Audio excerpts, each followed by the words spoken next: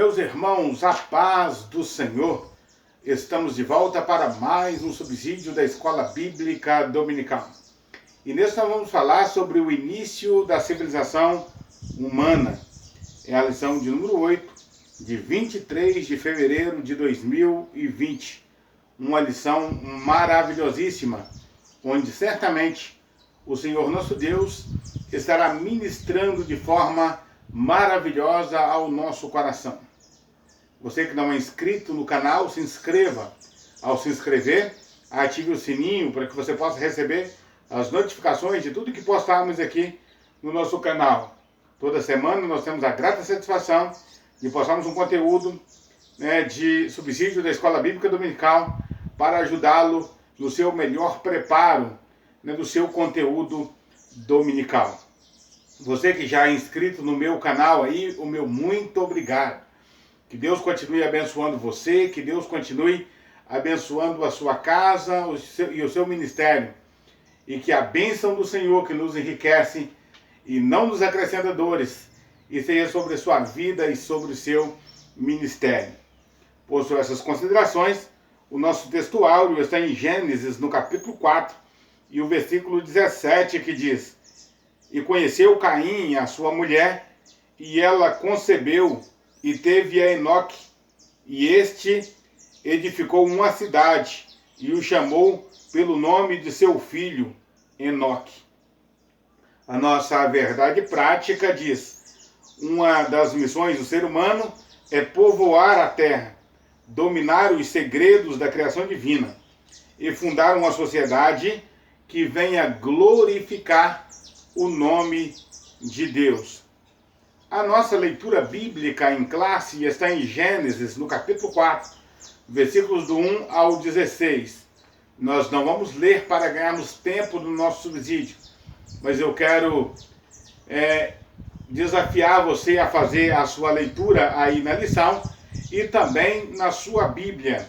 Leia todo esse capítulo 4 do livro de Gênesis, de onde o nosso comentador, pastor Claudionor Correia de Andrade, ele tirou a partícula para desenvolver o conteúdo desta semana.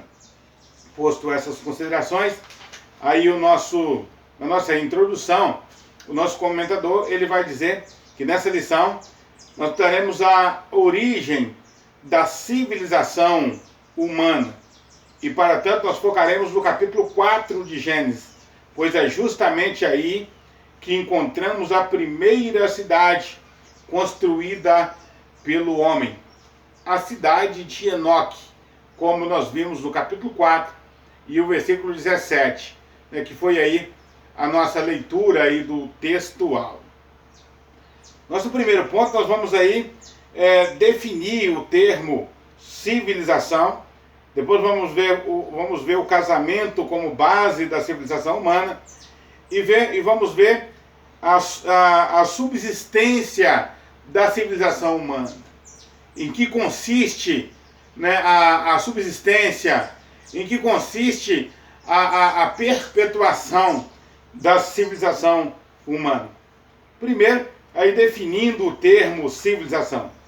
A palavra civilização, ela vem do latim civilis, que significa educar, instruir, e acrescentada do sufixo isar. O dicionário Hawais define civilização como o conjunto dos aspectos peculiares à vida intelectual, artística, moral e material de uma época, de uma região, de um país ou de uma sociedade. Foi o que demonstrou os descendentes de Adão logo depois da queda. O desenvolvimento da vida intelectual, da vida artística, da vida moral, da vida material, e enfim. O nosso comentador, ele define também, no seu livro de apoio, a civilização como a soma das realizações espirituais, morais, sociais, materiais e econômicos que tornam a vida do homem possível em um determinado lugar, né?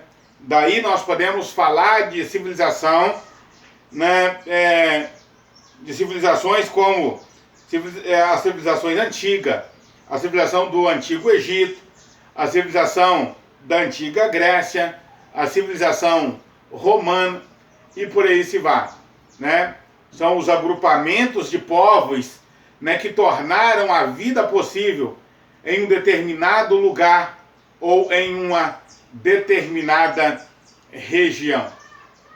No Antigo Testamento nós temos duas civilizações. A civilização hebreia, né, o povo hebreu, e a civilização gentílica. Todos os demais povos, né, que estão fora do agrupamento de Israel, né, eram considerados apenas como uma civilização, que é a civilização do mundo gentílico, ou a civilização, né, gentia. No Novo Testamento, nós encontramos já 3 modelos de civilização. A civilização hebreia, né, o povo de Israel, a civilização gentílica e agora um terceiro povo, que é a Igreja de Deus. Né, quando nós falamos da igreja, nós falamos de um povo formado, né, de alguém que saiu do meio de Israel e de alguém que saiu, né, do meio dos gentios e formou então uma outra comunidade, que é a comunidade, né, do povo de Deus. Todo o progresso, né, civilizatório, ele existe para cumprir a vontade de Deus, para cumprir plenamente a vontade de Deus. O que ocorre é que com a queda humana, né, tudo que desencadeou depois da queda humana, levou o homem, levou o ser humano a projetos contrários àqueles estabelecidos pelo Criador, que era glorificar o nome do Senhor nosso Deus. Mas aí surge uma pergunta: se Adão não tivesse pecado, juntamente com Eva, no paraíso, haveria a civilização humana? É claro que sim, haveria a civilização humana.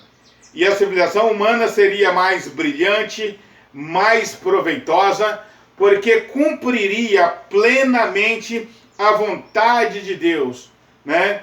Cumpriria cabalmente a vontade de Deus quanto ao nosso desenvolvimento no planeta. O nosso planeta, ele é poluído.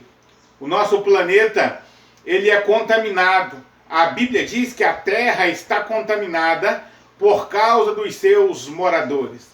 Essa contaminação, essa poluição que existe no nosso ambiente, no nosso planeta, exatamente por causa da degradação moral e espiritual, né, do ser humano. Portanto, se Adão e Eva não tivessem pecado no paraíso, a nossa raça, a nossa espécie seria uma espécie muito melhor. No nosso segundo item aí vai falar do casamento como a base da civilização humana. Nós sabemos que toda a história da civilização humana, ou todo o processo, né, civilizatório, é fruto da vontade de Deus e não fruto do pecado.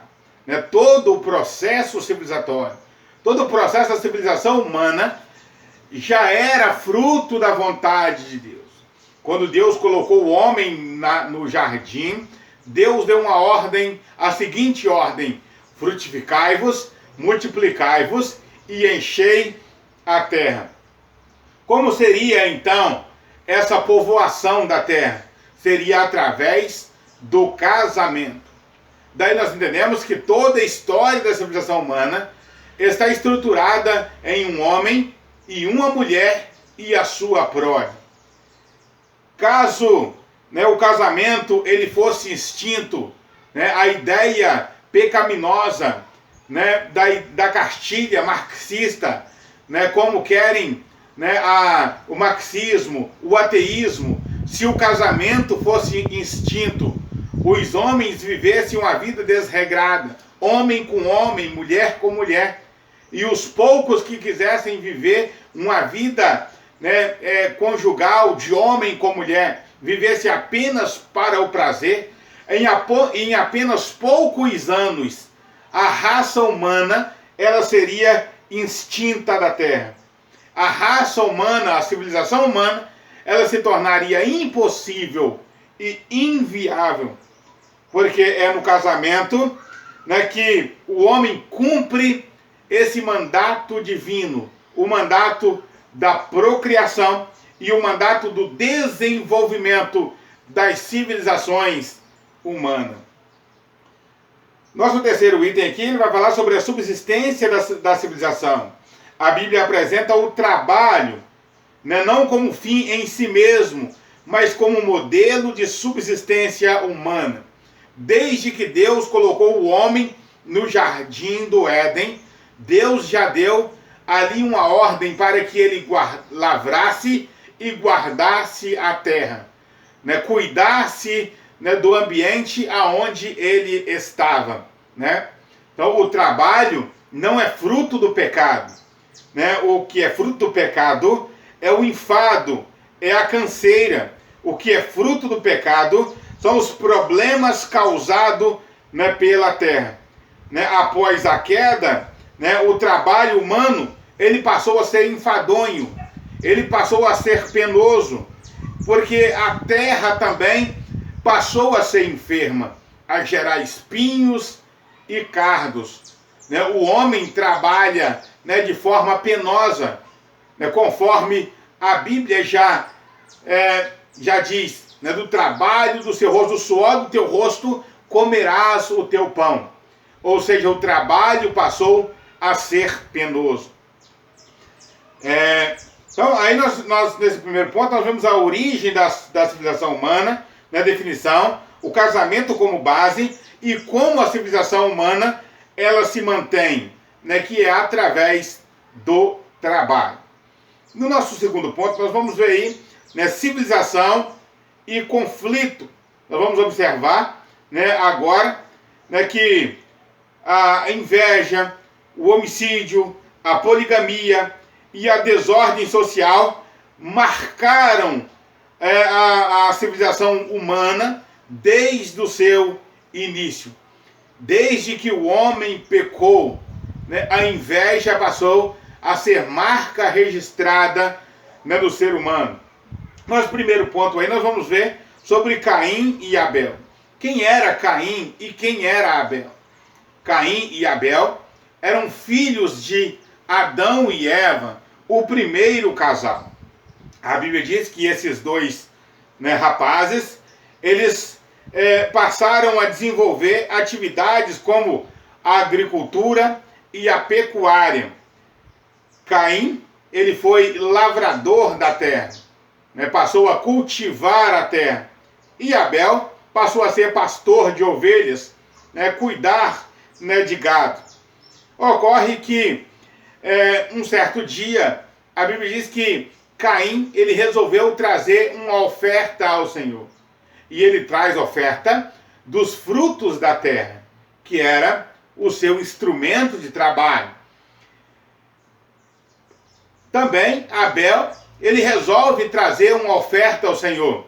E ele traz do primogênito, ou dos primogênitos das suas ovelhas, do melhor das suas ovelhas. E a Bíblia diz que Deus atentou para o sacrifício de Abel, para a oferta de Abel, mas não atentou para a oferta de Caim. Daí a inveja entrou no coração de Caim, porque o coração de Caim era mau. A Bíblia já vai dizer que o coração de Caim já era um coração maldoso. Daí, né, Caim, ele levanta contra o seu irmão Abel, estando no campo, e mata o temente pecuarista, né, o temente cuidador de ovelhas, né, simplesmente por causa da sua inveja. Deus atentou para a oferta de Abel e não atentou para a oferta de Caim. Mas olha o que Deus disse para Caim. Não é porque tirasse, porque decaísse o seu semblante. Se bem fizeres, não haverá aceitação para ti, mas se não fizeres o bem, o pecado jaz às portas. O que Deus estava dizendo para Caim é que dava tempo dele se arrepender, dava tempo dele voltar atrás, fazer um sacrifício, né, que agradasse ao Senhor, fazer uma oferta que realmente agradasse ao Senhor, em vez de se irar contra o seu irmão. Daí nós encontramos, né, a primeira descrição que o nosso comentador vai colocar aqui no início desse tópico. A inveja, né, que toma conta do coração de Caim e que vai levá-lo a um outro problema, a um problema gravíssimo, que é o problema do homicídio. Depois que Caim desferiu um golpe fatal contra o seu irmão Abel, Deus pergunta a Caim: aonde está o seu irmão? Né? Aonde está o seu irmão? Ele diz: porventura sou eu o guardador do meu irmão? Deus estava dando a Caim uma outra oportunidade de se retratar, de confessar o seu erro e de se arrepender. Ao contrário disso, ele trata o Senhor nosso Deus com desdém e diz-lhe: sou eu porventura guardador do meu irmão? Assim então o homicídio passa a ser, né, uma coisa normal no cenário da humanidade. Não deveria ser, mas passa a ser normal na humanidade, no cenário da humanidade, a violência, né, o homicídio. Depois nós temos aí nosso segundo item, a cidade de Lameque. Enoque, né, não podemos confundir com o Enoque o justo, né, aquele ancestral de Noé, que andou com Deus e foi trasladado para não ver a morte. Foi o nome da primeira cidade fundada na terra, estabelecida por Caim, né, logo após esse haver assassinado Abel. A cidade de Enoque foi marcada pela violência e pela banalidade quanto à vida humana. A vida humana, desde que Caim matou o seu irmão Abel, passou a ser banalizada, passou a ter pouco valor. Lameque, um dos descendentes, né, de Caim, ele mata 2 homens. Ele diz para suas mulheres, Ada e Zila: ouvi o meu dito, né? Ó vós, mulheres de Lameque, ouvi o meu dito, porque eu matei um varão por me pisar e um mancebo por me ferir. Ou seja, por motivos fúteis, né, por motivo que não justificava tais agressão, ele matou 2 pessoas de forma banal e injusta. E aqui ele celebra, né, com a poesia, a morte dessas 2 pessoas para suas 2 mulheres. Ou seja, a poligamia já havia tomado conta, né, da sociedade. Né? Lameque, descendente de Caim, né, se torna o modelo da poligamia, né, o modelo de imoralidade e da perversidade, como também o modelo da violência. Nosso terceiro item, aqui do segundo ponto, vai falar sobre a tecnologia.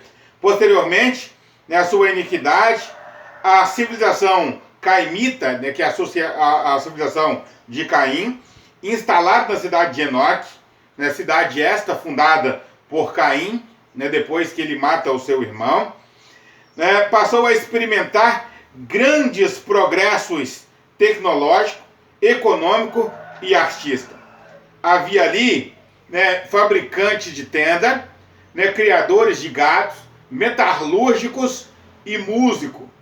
Né? Aí, desse contexto, nós vamos inferir, né, que a geração piedosa de Sete foi menos progressista, não avançou tanto, né, ou não avançou nada em vista da civilização, né, de Caim.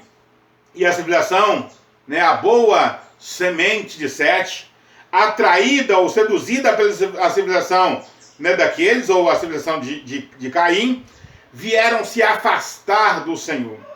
A Bíblia diz que vendo os filhos, né, vendo os filhos de Deus, né, que as filhas dos homens eram belas, né, deram-se por casamento as filhas dos homens e se casaram com as filhas dos homens.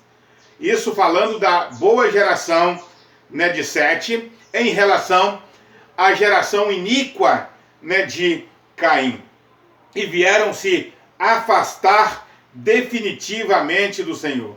A partir daí, a iniquidade alastrou-se de forma terrível na terra, a ponto de Deus trazer o grande primeiro juízo, que foi o dilúvio, né, sobre a terra.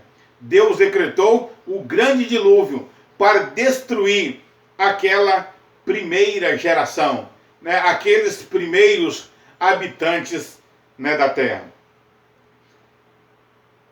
É claro, deixando apenas a Noé e a sua família, né, que, como temeram ao Senhor, guardando os mandamentos do Senhor, né, construíram a arca, se livrando então do grande juízo de Deus.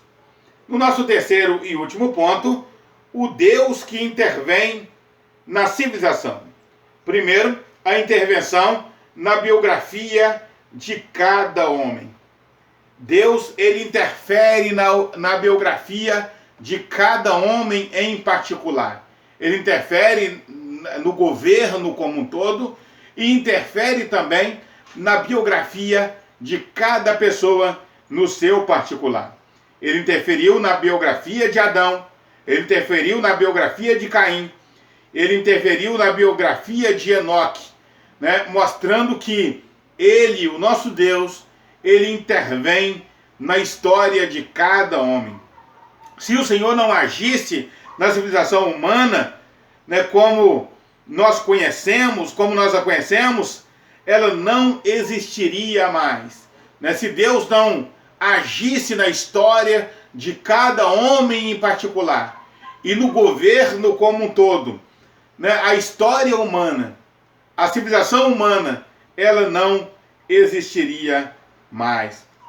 Nosso segundo item aí, a intervenção na história da civilização. No período da história sagrada, abrangendo o Antigo e o Novo Testamento, Deus interveio na civilização por ocasião do dilúvio e da Torre de Babel. E desde então, vem o Senhor intervindo na história por meio de reinos e impérios, a fim de que a sua vontade, a fim de impor a sua vontade soberana aos rebeldes e apóstatas. Vê-se, pois, que a intervenção divina na civilização humana jamais foi interrompida. Deus interveio, né, quando o seu povo estava no Egito. Se Deus não tivesse tirado Israel do Egito com mãos fortes e braços estendidos, o povo de Deus teria se perdido, né, naquele vasto império, o império egípcio naquele tempo.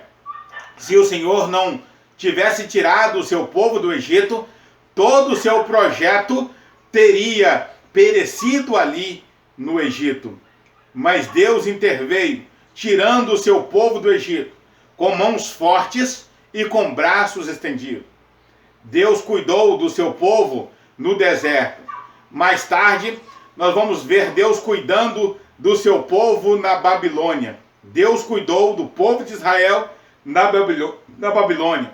Durante o tempo em que eles passaram na Babilônia, Deus cuidou do seu povo, interveio na história, trazendo sonhos para Nabucodonosor, que o perturbasse, trazendo sonhos para Belsazar, que o perturbasse, causando ali uma escrita na parede para que o perturbasse.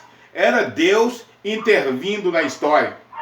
Mais tarde, o povo de Deus seria totalmente exterminado, na época de Mardoqueu, quando o povo estava aos cuidados da Pérsia. né? Assuero era o grande rei da Etiópia, né? Da Índia até a Etiópia, né? Comandando aquele vasto império. E Ramã, o maldito rei, o maldito assessor do rei, o primeiro-ministro, queria determinar ou determinou a punição cabal do povo de Israel. Mas Deus interveio na história, livrando o seu povo.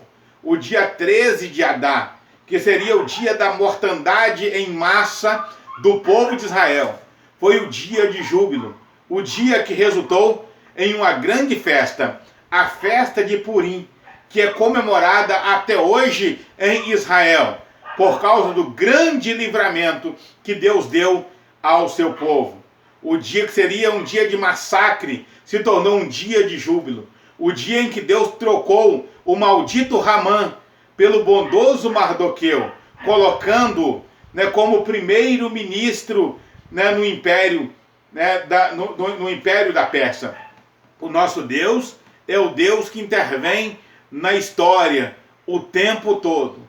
Ou seja, a sua história e a minha história está sendo contada por Deus, né? A história do nosso país, né, está sendo monitorada por Deus. Por mais que governantes ímpios se levantem, por mais que governantes ímpios assumam o trono, né, por um tempo, causando sofrimento nas pessoas, mas o nosso Deus está no controle. O nosso Deus está no controle, até mesmo naqueles países onde o evangelho é totalmente perseguido e massacrado. Deus está no controle. Deus está controlando cada uma das ações dos seres humanos. É por isso que em países onde o evangelho é proibido, lá o Senhor tem salvado islâmicos. Nos lugares onde o evangelho é proibido, Deus tem trazido salvação às pessoas que estão naqueles países, porque o nosso Deus é quem controla a nossa história. No nosso terceiro e último item, Jesus Cristo, a única esperança para a civilização humana. Às vezes nós somos levados a pensar, né, que o Senhor Jesus, né, veio ao mundo apenas para salvar indivíduos. Todavia, o amor de Deus não se limita às biografias, porque Ele amou o mundo de tal maneira que enviou o seu Filho unigênito para que todo aquele que nele crê não pereça, mas tenha a vida eterna. Toda a história da humanidade está debaixo do grande plano salvífico do Senhor Jesus. E chegará o dia em que toda a terra se encherá do conhecimento do Senhor. Isso no milênio. O mundo se encherá do conhecimento do Senhor. E haverá um dia em que a terra será restaurada, em que os homens viverão aqui, nesse planeta, nesse lugar, debaixo da bênção do Senhor nosso Deus. Pasmem os senhores e as senhoras. O céu não é o lugar definitivo dos salvos. Um dia, Deus vai restaurar essa terra, depois do juízo final. A Bíblia diz que céus e terra passarão com grande estrondo, e os elementos que nela há, ardendo se fundirão. E Deus vai criar aqui um novo ambiente, onde habitará a justiça divina, onde a justiça divina será o meio, será o método, né, para o desenvolvimento dos homens que aqui viverem. Os salvos estarão aqui para todo sempre, porque céu e terra será a mesma grei, né? Não haverá uma diferença mais entre céu e terra, porque o Senhor nosso Deus estabelecerá o seu tabernáculo entre os homens, na chamada Jerusalém, que desce do céu do meu Deus. Essa nova Jerusalém que desce do céu do meu Deus será a habitação dos santos para todo sempre, onde não haverá mais perseguição, onde não haverá mais problema, onde não haverá mais morte, mais dor. As enfermidades, né, não terão mais lugar entre os homens, porque o plano salvífico do Senhor, ele contempla um tempo em que toda a humanidade será restaurada, onde a humanidade, né, estará vivendo livre de todas as tensões. Nesse tempo, aqueles que tiverem rejeitado a Cristo já estarão num lugar chamado Lago de Fogo.